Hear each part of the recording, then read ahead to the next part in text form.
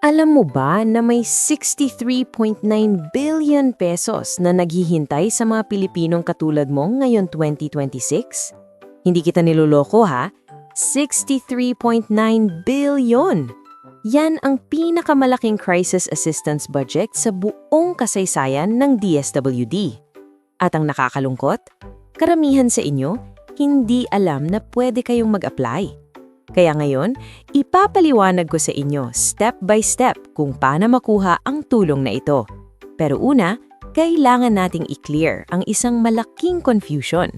Kung narinig mo ang AKAP, yung Ayuda para sa Kapos-ang Kita program, may masamang balita ako. AKAP is dead. Zero budget siya for 2026. Wala na. Pero wag kang magpanik. Kasi yung 3.9 million na dating beneficiaries ng AKAP, lahat sila na-absorb na sa AICS. Mas malaki pa nga ang budget ngayon kumpara nung panahon ng AKAP. So, ano ba talaga itong AICS? AICS stands for Assistance to Individuals in Crisis Situation. Ito ang safety net ng DSWD para sa kahit sinong Pilipino na naka-experience ng krisis. Nagkasakit ka? May namatay sa pamilya, na-stranded ka sa ibang probinsya, hindi mo mabayaran ang tuition ng anak mo? Lahat yan covered ng AICS. At ang maganda, hindi lang para sa mahihirap. Kahit sino pwedeng mag-apply, basta nasa crisis situation ka. Ngayon, ipapakita ko sa inyo ang 6 na uri ng tulong na pwede ninyong makuha. Number 1. Medical assistance. Ito ang pinaka-popular at pinaka-kailangan. Kung may sakit ka o yung family member mo, pwede kang humingi ng tulong sa DSWD para sa hospital bills, gamot at treatment costs. Ang laki ng pwedeng makuha dito, through guarantee letters hanggang 150,000 pesos. At sa mga grabe na kaso, pwede pang mag-exceed sa 150,000.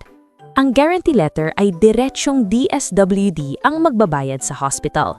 Hindi mo na kailangan mag-advance ng pera. Number 2. Burial at funeral assistance. Alam ko hindi ito magandang pag-usapan, pero kailangan natin itong malaman.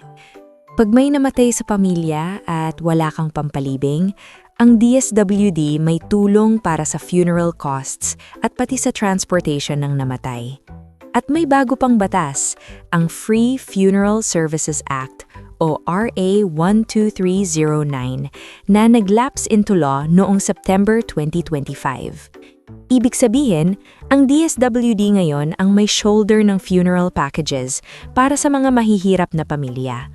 Kaya kung may kilala ka na nangangailangan, sabihin mo sa kanila, may tulong ang gobyerno. Number 3. Transportation assistance. Na-stranded ka ba? Walang pamasahe pa uwi? O kailangan mong bumiyahe para sa medical treatment sa ibang lugar? Ang DSWD may tulong din dyan.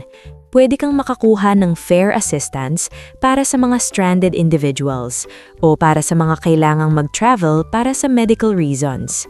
Hindi mo na kailangang manghingi sa kapitbahay. Number 4. Educational assistance.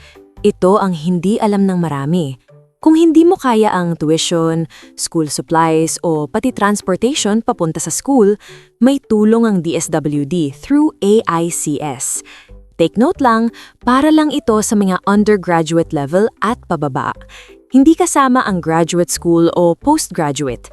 Pero para sa mga estudyanteng nahihirapan at sa mga magulang na nagsasacrifice para sa education ng anak, malaking tulong ito. Number 5.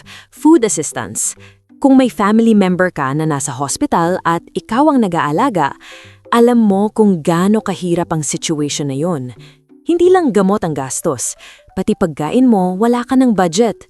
Ang DSWD may food packs na pwedeng i-provide, good for 1.5 hanggang 10 days, depende sa assessment ng social worker, para sa mga pamilyang nag-aalaga ng may sakit na mahal sa buhay. At number 6, other support services. Ito yung catch-all.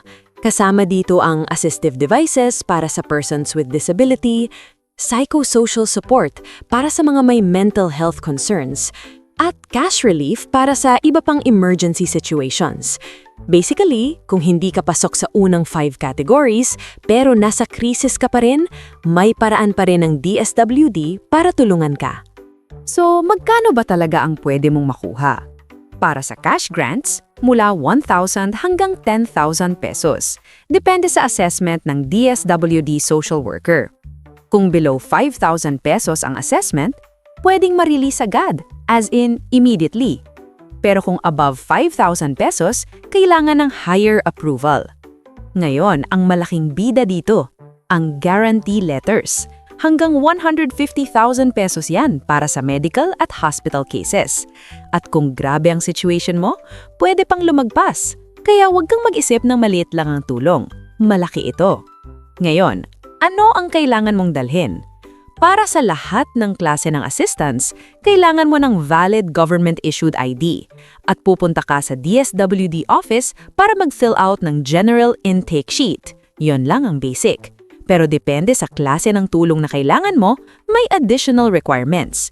Para sa medical, kailangan mo ng medical certificate, clinical abstract o discharge summary na may diagnosis, pangalan ng doktor at license number.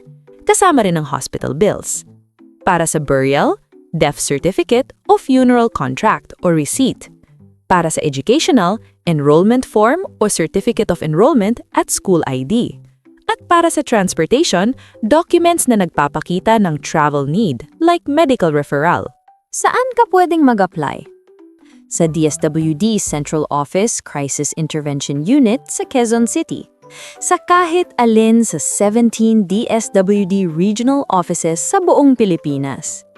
At sa mga SWAD satellite offices sa provincial at municipal level. May sub-satellite offices pa sa ibang areas.